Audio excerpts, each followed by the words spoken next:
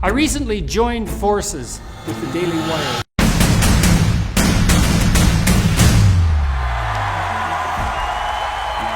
The plan is to build a multimedia empire offering services on the philosophical, educational, journalistic, and entertainment front, and an empire that will not fall prey to the woke authoritarianism that has become increasingly mandatory in so many places.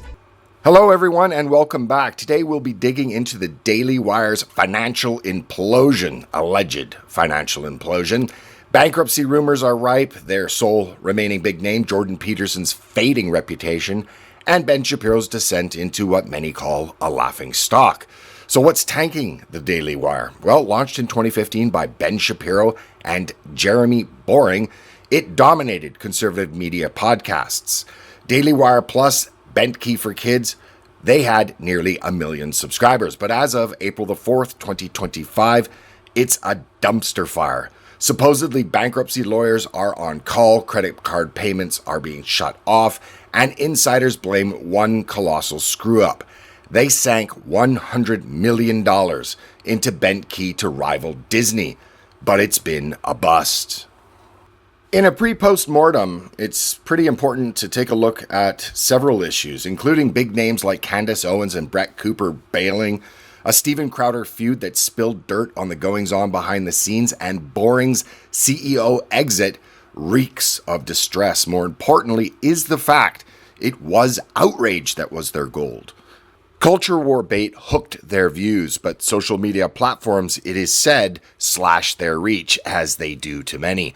And the subscription pivot lost the casual audience. Put simply, they took a big swing and it didn't connect. But let's now take a look at the disaster that Jordan Peterson has wrought upon his reputation upon joining Shapiro's organization, and all of that in just a minute. But first, a word from our sponsor, Hero Wars Alliance, where one hero summons tornadoes, another freezes enemies, and there's one that just flies off on a dragon. It's a world where heroes are forged in epic battles, and you get to handpick your team. Arachne, for example, well, she's tossed away all of her humanity like last season's fashion. Now she's the ultimate assassin. Her hypnotic gaze turns enemies into statues, and her claws, well, let's just say they're the worst kind of manicure for anyone on the receiving end. Get ready for an adventure where your heroes truly come to life. Join Hero Wars Alliance to create your ideal team. Once assembled, share your favorite characters with me, but expect your team to be somewhat a bit idiosyncratic, which is perfectly normal in this game. So thanks again to Hero Wars Alliance for sponsoring this video. Check it out and have fun. Links are in the description. I met a couple of Orthodox Jews in New York, and they said to me on the street that they call me Rabbi, which was it's a hell of a thing to hear. As the Daily Wire's only remaining big name left, Jordan Peterson is also much diminished over the past several years, especially as a direct result of his association with Ben Shapiro. Backing it up, however, in 2018 he was untouchable. His 12 rules for life flew off bookshelves, his lectures packed halls, and then came the Solzhenitsyn debacle. A fan at one of his lectures gave him 200 years together, Solzhenitsyn's look at Russian history, and asked him about the Jewish influence described in the book. Breaking his own 8th rule, tell the truth or at least don't lie, the self-styled truth teller flopped, paced the stage, mumbled about skimming the book, and then croaked, "I can't do it." I can't do it. That's okay. This from the chaos-facing, dragon-slaying Solzhenitsyn acolyte. He crumbled and dodged the question like it was kryptonite. Even his most ardent, sycophantic fanboys began to see the cracks of what many see as his fence-sitting penchant for cherry-picking safe conversations and issues, despite his public pronouncements to the opposite. Joining the Daily Wire in 2022 marked a turning point. He aligned with Shapiro, a sharp, outspoken Zionist, and took what was clearly a more scripted role. His Give 'em Hell post in October 2023, cheering on Benjamin Netanyahu's retaliatory attack upon Gaza, sparked an online backlash. Enough is enough, he wrote. But many argued that he had overlooked Gaza's own struggles, ongoing since 2007. Of course, nobody is perfect, and there are many sides to every conflict. But his 20 pieces of silver had already been paid, and this self-help guru's foray into public politics was complete. A close reading of 20th century history indicates, as nothing else can, the horrors that accompany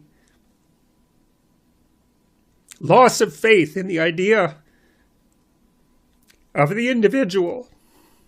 And of course, there's the crying. Peterson's often a weeping, blubbering mess, choking up on podcasts about Israel's greatness, Jewish resilience, the high group IQ of Jewish people, the Torah's depth, and how the world looks to them as a people, as a group, for guidance, with tears streaming down his face. You have a tremendous moral responsibility, like you have perhaps for your entire history, for reasons that are very difficult to understand. And I think it is true in some real sense that the fate of the world depends on the decisions of the people of Israel. So you make yourself a shining light on the hill, right? You attract people here because of what you're capable of doing. You show the world what the holy city could look like. Because we need it. We need it, and it's up to you to do it. Yet he turns dry-eyed and stone-faced with bile, rage, contempt, malice, and menace in his voice while speaking of white people, that they should have no pride in their group's accomplishments, that they have no identity, no group interests. It's all collectivist rot, he sneers. That's nothing to be proud of. That's something to tremble before, to take on as an ethical burden, and not to wave a flag for how wonderful you are that you happen to have the same skin color as some of the people who thought that up. It's not the right response. It's like, I don't feel pride about that. I feel like I have something to live up to. That's not the same thing, man. And so these right-wingers in this, it's like, look what we've done. It's like, no, it's not you that did that. That's something, man. You gotta have your act together before you would dare to say, well, that was me. It's like, yeah, sure it was you. Yeah, right. No. Even the most ardent fans of Peterson are now questioning the hypocrisy.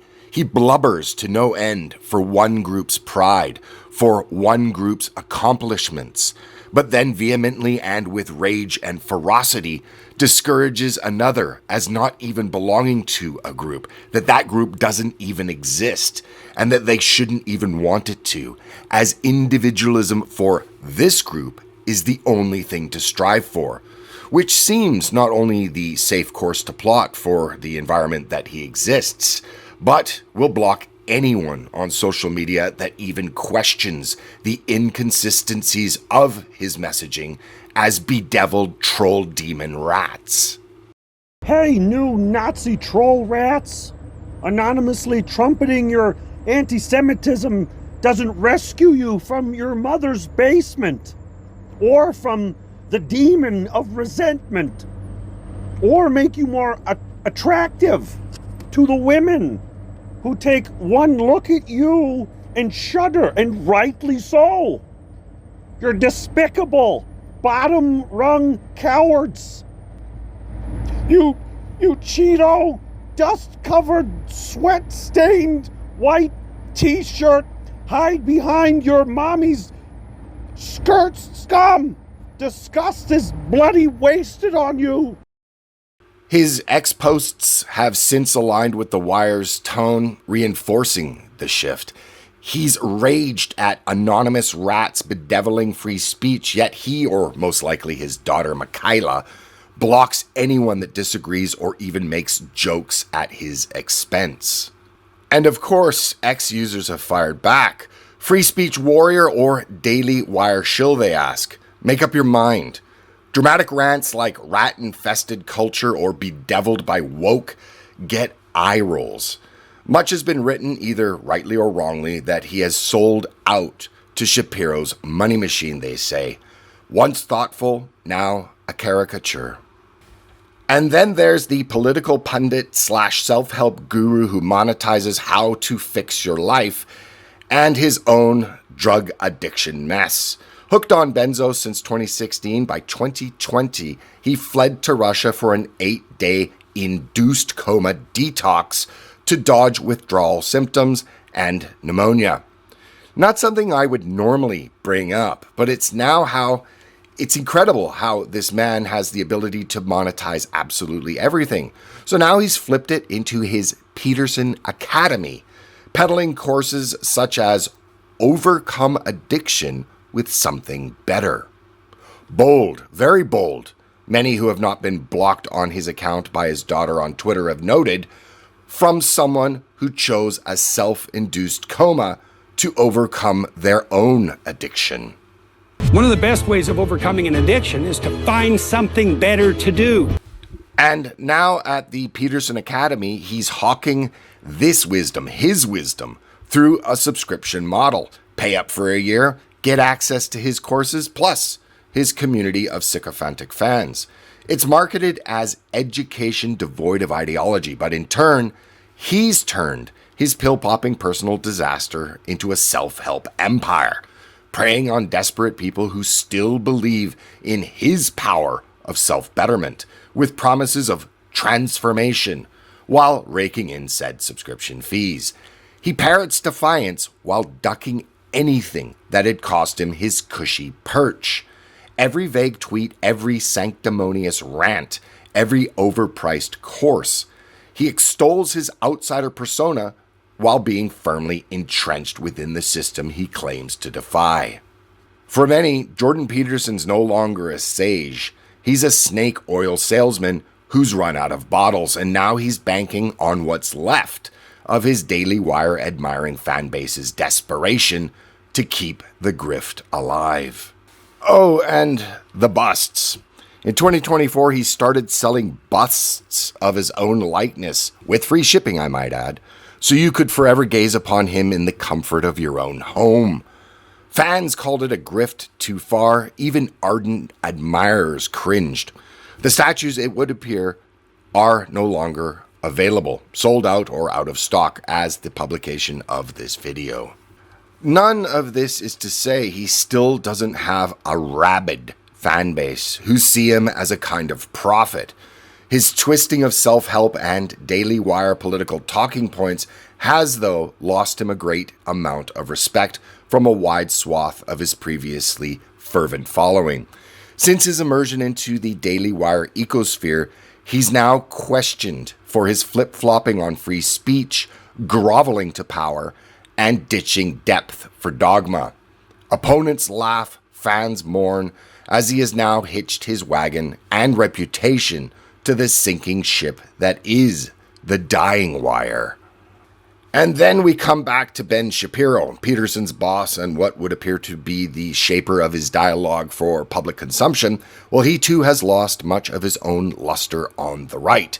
Many point to his Israel fetish, greatest ally, every strikes a triumph, has even his most loyal fans on X blasting him relentlessly. His unwavering support for Israel frustrates much of his conservative audience. They're America first, not Israel first. They're fed up with his endless talking points on Israeli policies while the U.S. border crumbles, rural towns decay, streets are awash in drugs that snuff out thousands of lives, and tax dollars in the billions vanish overseas.